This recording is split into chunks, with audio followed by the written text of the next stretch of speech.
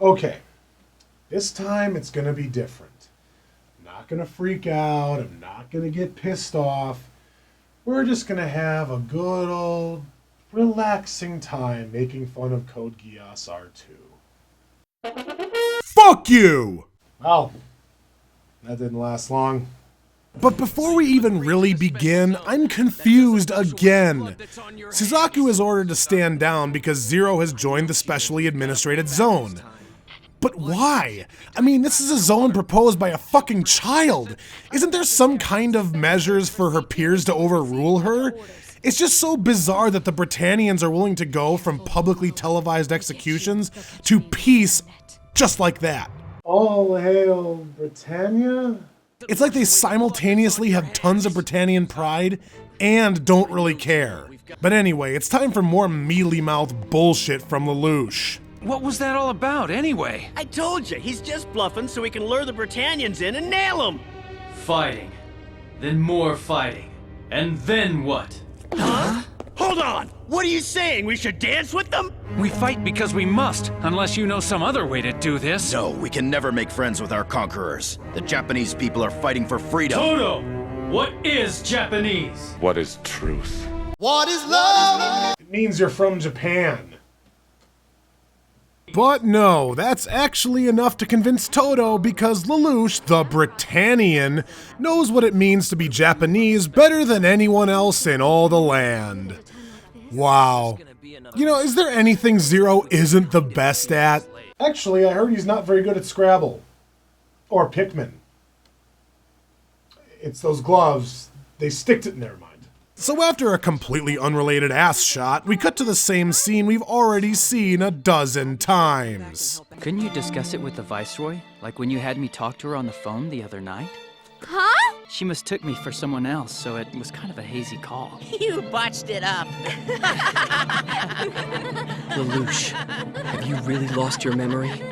Or are you covering up? I don't know, it's almost like you should devote more than half an ass to figuring it out.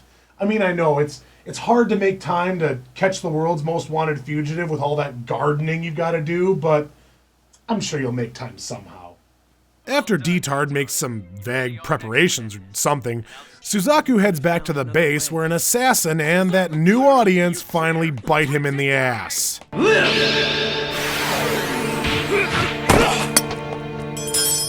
Sir Kururugi, are you all right, sir?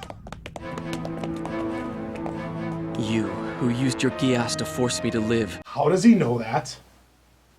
No, honestly, in the first series when LeDouche used his Geass on him, he blacked out and had no memory of anything he did. But now, not only is he fully aware of everything he's doing, but he also knows that LeDouche used his Geass on him and what the order was.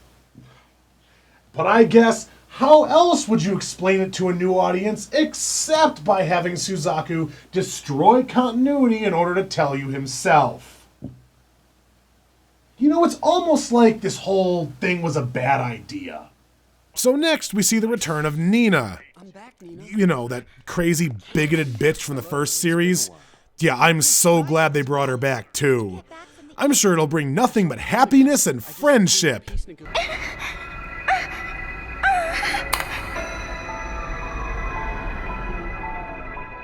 That prototype was a failure, but if you give me a little more time, I'm certain I can build one that works. Oh good, she's gonna build a giant weapon of mass destruction. Now I'm really excited that she's back. Oh hey, between scenes I completely forgot Suzaku's past. Is there anyone who could help me remember? You know you're disliked here, yet you volunteered for Area 11. Hated as the hero of the numbers, as a traitor to Japan, as the man who killed Zero. Because there was someone who did understand. Oh, phew. Thanks a lot, exposition girl. It's a good thing I selectively forgot that, otherwise it'd be eye-rollingly redundant. Anyway, Zero contacts the Knights of the Round, demanding that he be exiled instead of executed as a condition for joining the special zone. Everyone's set to disagree when this woman chimes in. It is within the Viceroy's authority to apprehend subversive or rebellious elements and send them into exile. Miss Lohmeyer, are you suggesting we let Zero go? I'm simply stating the legal basis of action. Hey, wait a minute. Aren't you... We will support your attempt to revive the Special Zone this time, but henceforth, please consult with me on such matters beforehand. Yeah, that's what I thought. What, did you do a 180 between episodes? Why are you suddenly trying to help the Special Zone? Why does nothing make sense? Damn, my head hurts! So after Zero brokers his deal, we cut to Masterpiece Plothole Theater, where everything goes right out the fucking window. First, LeDouche gives Suzaku a special message. I have a question. What does it mean to be Japanese? A nation? What? Is it language? Territory? Bloodlines? No, that's not it! It's in the heart! Then we're in agreement. But that pretentious, sappy nonsense is just a segue to the million-man army that the show pulls right out of its gaping colon. That's right, 1 million Japanese people somehow managed to get properly fitted copies of Zero's costume in a single day. Fuck, this is stupid. I mean, is this shit for real? Are we really supposed to believe that this legitimately happened off screen? Believe it! Anyway, that's when things get even more shit as the Chinese Federation arrives to help the Japanese. Yeah, that's right. The Chinese Federation, which was staunchly against the Black Knights as of Shin-Kei killing that eunuch, are now arriving to help them.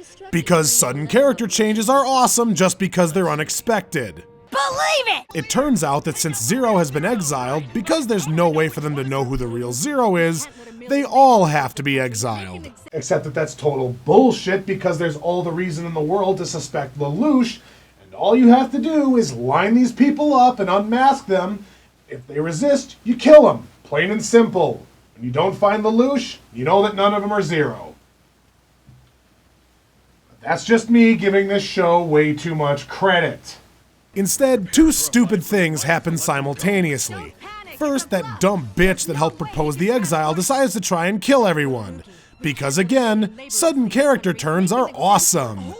But next, the show tries to appeal to the blind demographic by literally stating what's happening on screen. What's gonna happen? It's that Zero's more than an idol now, he's a symbol. He's made himself into a living avatar for everyone. But none of these things compare to the single dumbest thing that has happened as of yet. Enjoy. Don't let them drag us into a fight. That's not why we're here. Ogie, is that you? No, I'm Zero. Yup, that just happened. Ogie, is that you? No, I'm Zero. So again, why couldn't Nunnally tell that LeDouche was Zero?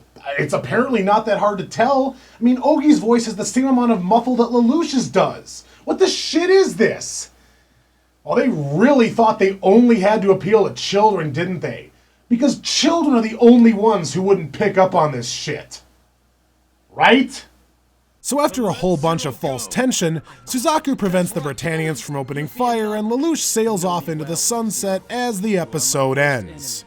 Man, well, I know this seems bad now, but we're on the cusp of some seriously terrible shit. We're about to enter the Chinese Federation arc. If you've seen this show before, you know what I'm talking about. And if you haven't, well, buckle up, because it's all downhill from here. But that's it for today. As for me, I'm gonna go watch some Kung Fu films, because even Tony Jaa writes better stories than this shit. Till next time. Let it all